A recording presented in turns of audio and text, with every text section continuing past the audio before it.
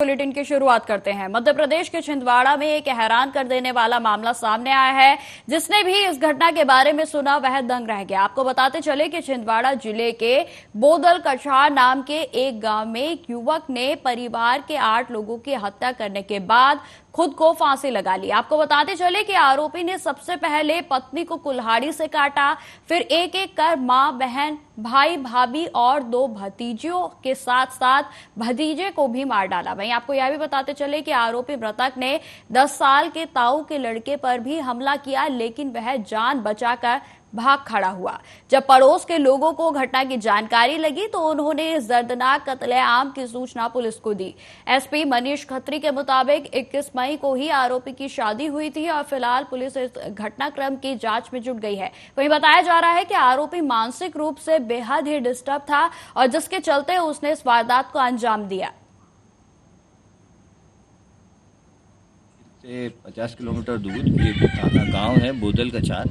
यहाँ एक मानसिक विक्षिप्त व्यक्ति दिनेश उर्फ बूरा, इसके द्वारा अपने परिवार के 8 जो सदस्यों की कुल्हाड़ी से हमला करके हत्या की गई है, जिसमें इसकी माँ, बहन, भाई, भाभी और उनके जो 3 नाबालिग बच्चे, इस प्रकार कुल 8 लोगों की इन्होंने हत्या की। और इसके बाद में ये यहाँ से 50 मीटर दूर जो ताऊ का घर है वहाँ पे भी जाकर के ताऊ का जो बच्चा है 10 वर्षीय, उसके ऊपर भी हमला करा और उसको गंभीर रूप से घायल कर दिया। थाना माहौलजीर से खबर पर अधिक जानकारी के लिए हमारे सहयोगी हमारे साथ जुड़ गए हैं दीपेश पटेल। तो दीपेश, मामले को लेकर क्या कुछ ताजा अपडेट है? देखिए, जो मामला है, इस मामले में एक ही परिवार का जो व्यक्ति था उसने अपने परिवार के सारे लोगों को एक के बाद एक मौत के घाट उतार दिया। लगातार उनकी कुल्हाड़ी से काट के हत्या कर दी। उसके बाद में एक पड़ोस का जो आदमी था उसके घर में चला गया, उसके बच्चे को भी कुल्हाड़ी से मार दिया उसने। और उसके बाद जब देखा कि गांव के लोग जाए कहीं चीख पुकार मचने लगी है तो खुद जाके तकरीबन 150 मीटर दूर अब एक नाला है, नाले के पास जाके उसने एक पेड़ से फांसी लगा के आत्महत्या कर ली।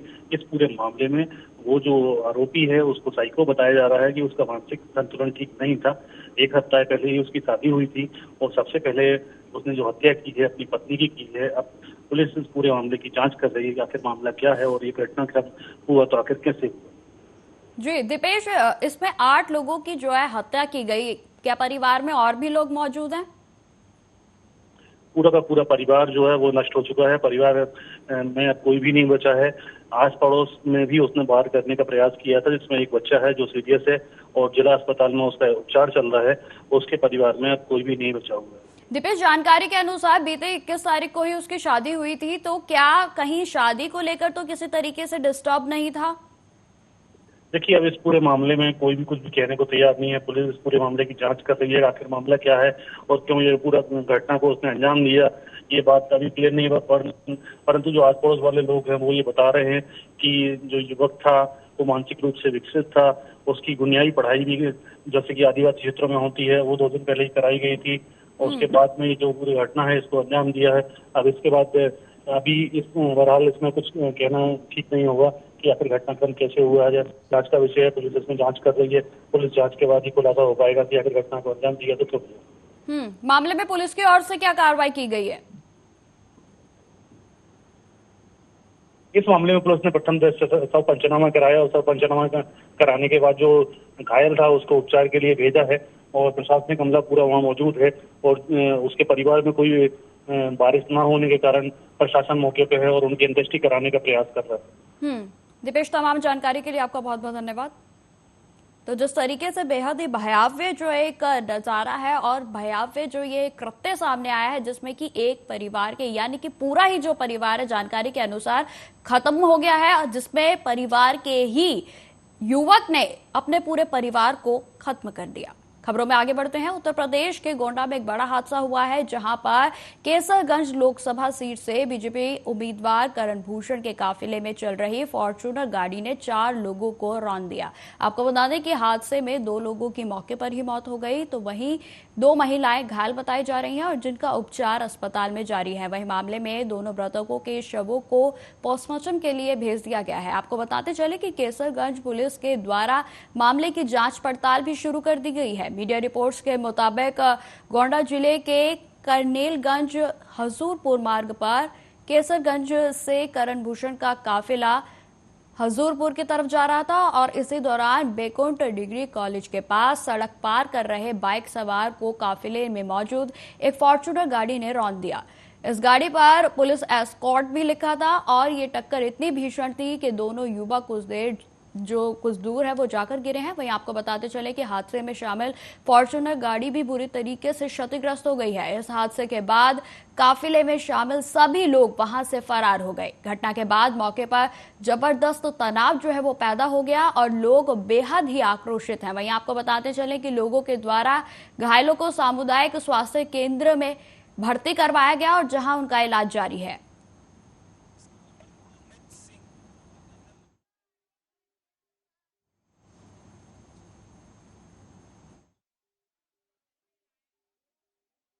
कि बेहद ही दर्दनाक हादसा जो है वो सामने आया है, जहां पर गोंडा में बीजेपी के प्रत्याशी के काफिले से जो है हादसा हो गया और जिसमें उनकी गाड़ी जो काफिले में मौजूद थी फॉर्च्यूनर, जिस पर पुलिस एस्कॉर्ट भी लिखा हुआ है, वो काफिले से जो है उसमें दो युवकों को बाइक सवार दो युवक हैं जो उनको टक्कर मारती है और जिसके बाद आपको बताते चले कि टक्कर इतनी भीषण थी कि दोनों लोगों की मौके पर ही मौत हो गई। वहीं आपको बताते चले कि पूरे मामले में 4 लोगों के घायल होने की भी खबर सामने आई है, जिसका में घायलों का जो उपचार है वो लगातार अस्पताल में जारी है। लेकिन यहाँ पर बेहद ही बड़ा सवाल यह खड़ा होता है कि जो सरकार में बैठे लोग हैं, जो जिम्मेदार लोग हैं, यदि वही इस तरीके की हादसों को न्योता देंगे या इस तरीके के कृत्य जो है उनके सामने आएंगे तो आखिरकार जनता किस पर भरोसा करेगी।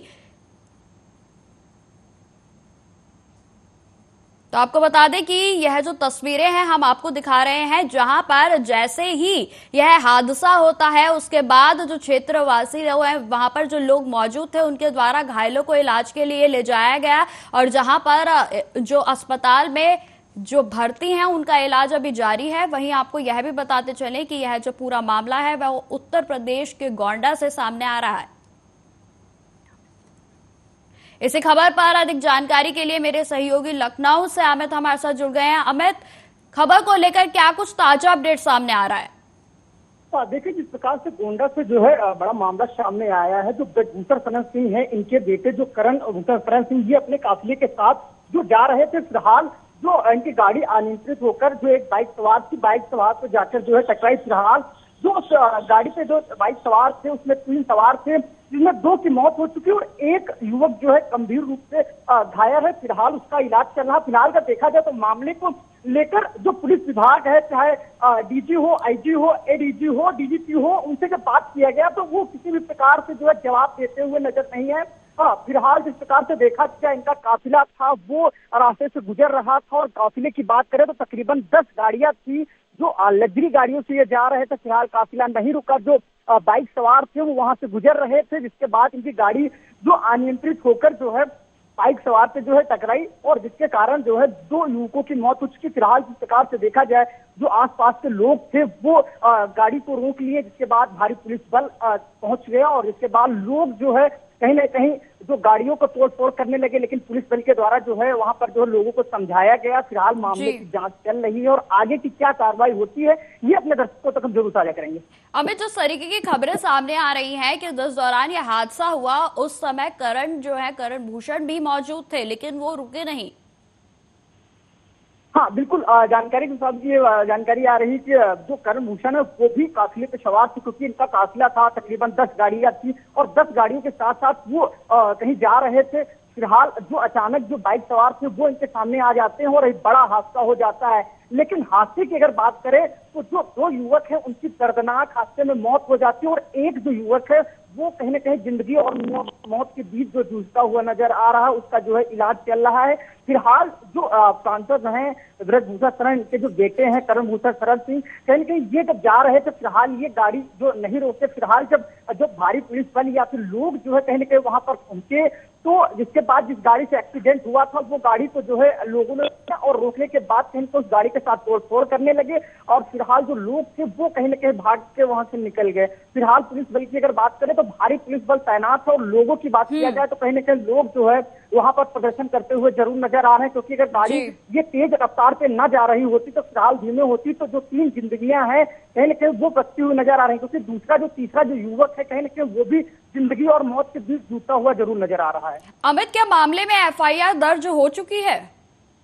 और फिलहाल जिस प्रकार से जो अभी की जानकारी आ रही है, जो पुलिस विभाग है, जब इनसे बात किया गया तो वो कहीं न कहीं से सीधा जवाब देते हुए नजर नहीं आ रहे हैं। चाहे डीजीपी से बात किया जाए, वाइस एसपी की बात किया जाए, तो जब उन पर FIR करने की बात किया गया तो वो भी कहीं न कहीं मामले के लिए बचते हुए जरूर नजर आ रहे हैं। वो भी कुछ भी कहने से इनकार कर रहे हैं। फिलहाल जो लोग हैं, जो परिजन है, कहीं न कहीं उन परिजनों का साफ तौर पर यही कहना है कि इनके ऊपर FIR दर्ज किया जाए। फिलहाल अभी ऐसी जानकारी नहीं सामने आ रही है कि पुलिस बल ने कोई जो है जो नोट जारी किया हो। फिलहाल जैसे ही सामने जानकारी आती है हम जरूर अपने दर्शकों तक साझा करेंगे।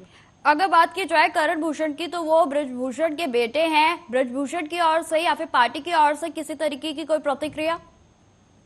देखिए, पार्टी की अगर बात किया जाए तो हम पार्टी की बात करें तो कहीं न कहीं अभी किसी भी प्रकार से जो है प्रतिक्रिया सामने नहीं आ रहे हैं। फिलहाल अगर हम विपक्ष की बात करें तो कहीं न कहीं मामला जो है वो टूल जरूर पकड़ता हुआ नजर आ रहा है, क्योंकि जिस प्रकार से काफिले के साथ जा रहा है तो काफिला जो है कहीं न कहीं जो बच्चे थे कहीं के उनके ऊपर गाड़ी चढ़ा के निकल जाता है, और जो एक गाड़ी बचती है कहीं के विपक्ष जरूर सवालिया निशान जरूर खड़े करता हुआ जा रहा है। विपक्ष जो है जरूर इस मुद्दों को लेकर घेरता हुआ जरूर नजर आ रहा है। लेकिन अगर देखा जाए तो पार्टी से किसी भी प्रकार से जो है बयान अभी सामने नहीं आया है। फिलहाल जो पुलिस है वो जांच कर रही है, जांच करने के बाद ही कहने के इस पर FIR दर्ज की है। अमित, मृतकों को लेकर क्या कुछ जानकारी सामने आ रही है? क्या मृतक वहीं के रहने वाले थे?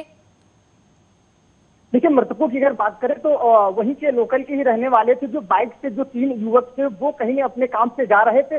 फिलहाल जब इनका काफिला वहां से निकलता है और काफिले की बात करे जाए तो कहीं न कहीं इसके बाद वो जो एक टर्न था वहां से मोड़ते और इनका काफिला जो था वो काफी तेज वहां से निकल रहा था, जिसके बाद जो आखिरी गाड़ी थी वो इससे टकरा के वो भी अनियंत्रित होकर जो है दूसरी साइड चली गई, जिसके बाद जो 2 युवक थे उनकी दर्दनाक मौत हो जाती है। जो तीसरा युवक है वो दूसरी जगह गिर जाता है और जिससे उसकी जान बच जाती है।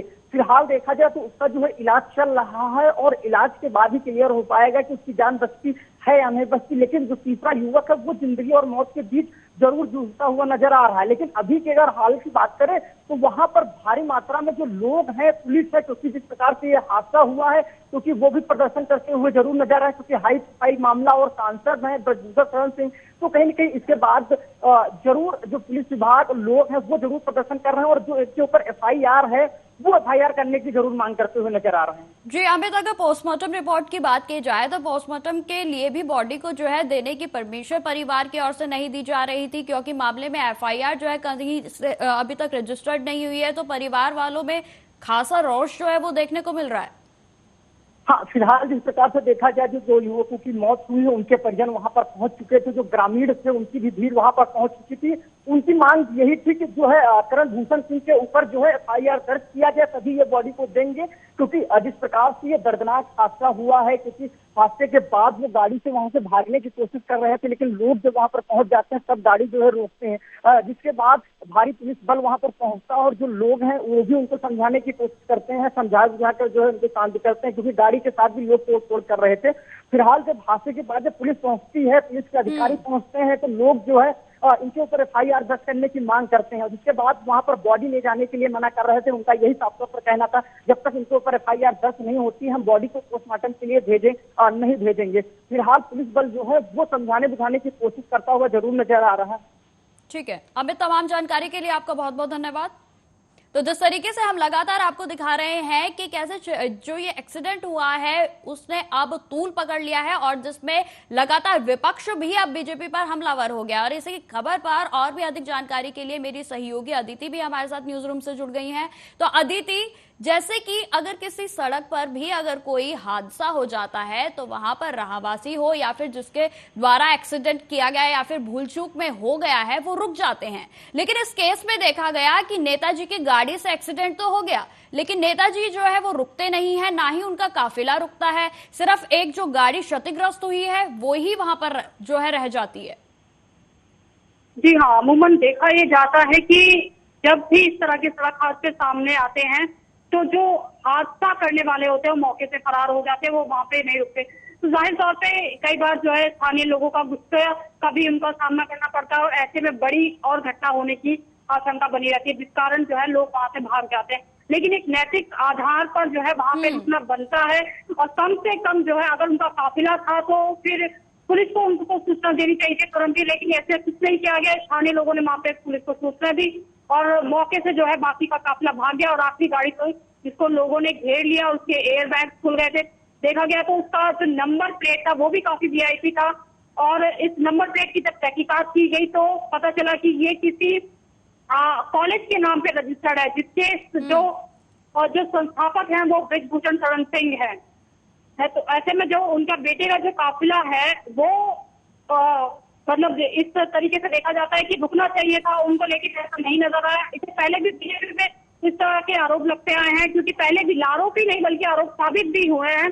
क्योंकि इससे पहले भी एक आपको किस्सा याद होगा कि किसान जब धरने पे बैठे हुए थे तो उस समय पर एक सांसद अजय मिश्रा टेनी के बेटे ने भी किसानों पे गाड़ी पे चढ़ा दी थी, जिससे हत्या का मामला दर्ज हुआ था। हालांकि कुछ समय पहले ही वो कानून के चंगुल से बाहर आ गए, जमानत के तौर पे बाहर आ गए और पूरे मामले का सिर्फ एक जो है किसान वो बयान देने के लिए कोर्ट में पेश हुआ था, जबकि मौके पे तमाम किसान मौजूद थे। तो देखा जा सकता है कि जिस तरीके से सांसद होते हैं उनके पिता, चाहे वो ब्रिजभूषण शरण सिंह का केस हो, वो कहीं ना कहीं वीआईपी कल्चर देखने को मिलता है कि जो स्थानीय लोग सभी ने देखा होगा। जाहिर सी बात है कि ये जब घटना हुई तो सैकड़ों लोग जो है प्रत्यक्षदर्शी होंगे जिसने ये घटना को अंजाम दिया होगा। लेकिन जब ये मामला कोर्ट पे पहुंचता है तो काफी ठंडा हो जाता है और महज एक या दो लोग ही रह जाते हैं और ऐसे में जो है आरोपी पक्ष होता है उसको कहीं ना कहीं इस मामले में राहत मिल जाती है और बाद में वो जमानत से बाहर आ जाते हैं और आखिरकार फिर कहीं ना कहीं उन्हें कोर्ट से जो है छूट भी मिल जाती है। ऐसे बड़ी बिल्कुल अदिति, अगर बात की जाए करण भूषण की तो वो इस बार चुनाव लड़ रहे हैं केसरगंज सीट से, उन्हें जो है प्रत्याशी बनाया गया है बीजेपी की ओर से।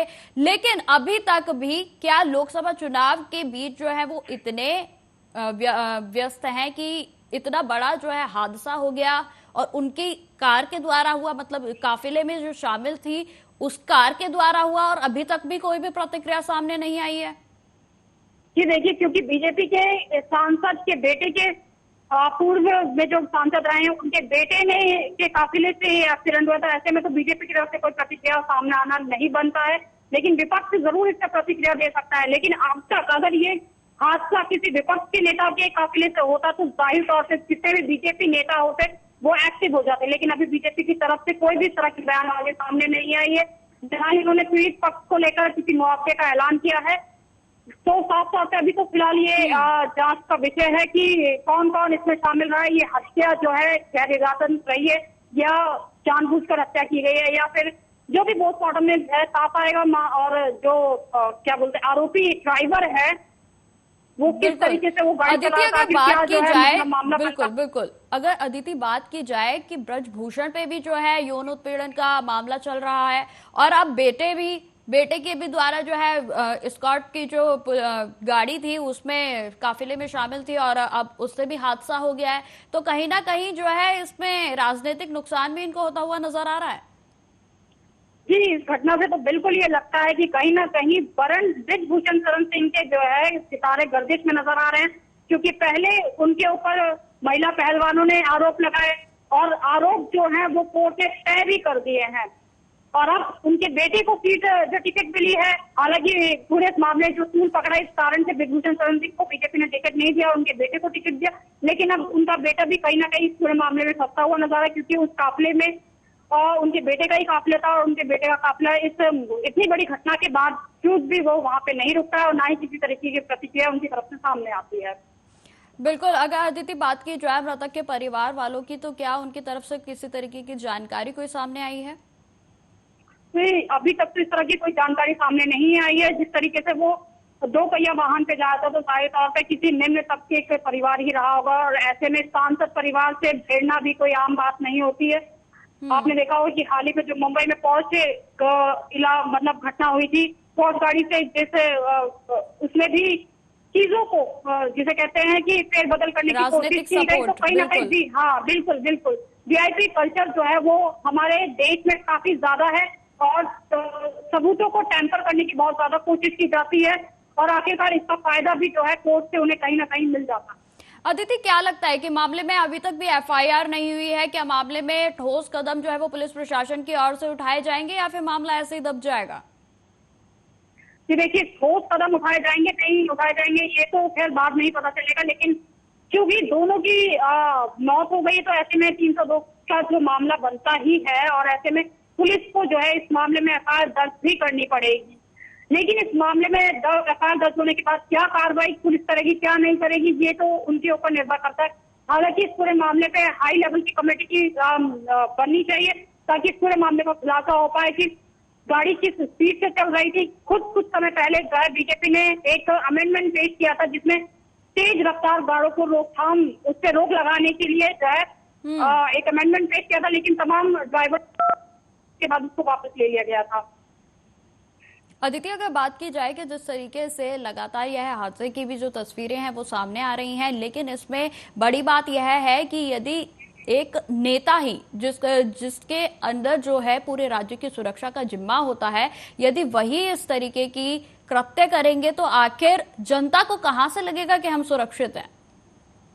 जी हाँ, बहुत सही सवाल आपने किया, क्योंकि एक सांसद के कंधों पर ही पूरे जिसे कहते हैं कि अपने क्षेत्र का जिम्मा होता है सुरक्षा को लेकर, लेकिन अगर वही इस तरीके से काम करेंगे तो आखिर सुरक्षा के जो है खुद सवाल के घेरे में खड़ी हो जाती है कि अब पूर्व सांसद का बेटा है और उसके पूरे काफिले के थ्रू जो है ये हादसा हुआ। तो ऐसे में पुलिस प्रशासन पे जरूर सवाल खड़े होंगे कि वो एक तरफा कार्रवाई करती है या वो निष्पक्ष होकर कार्रवाई करती है।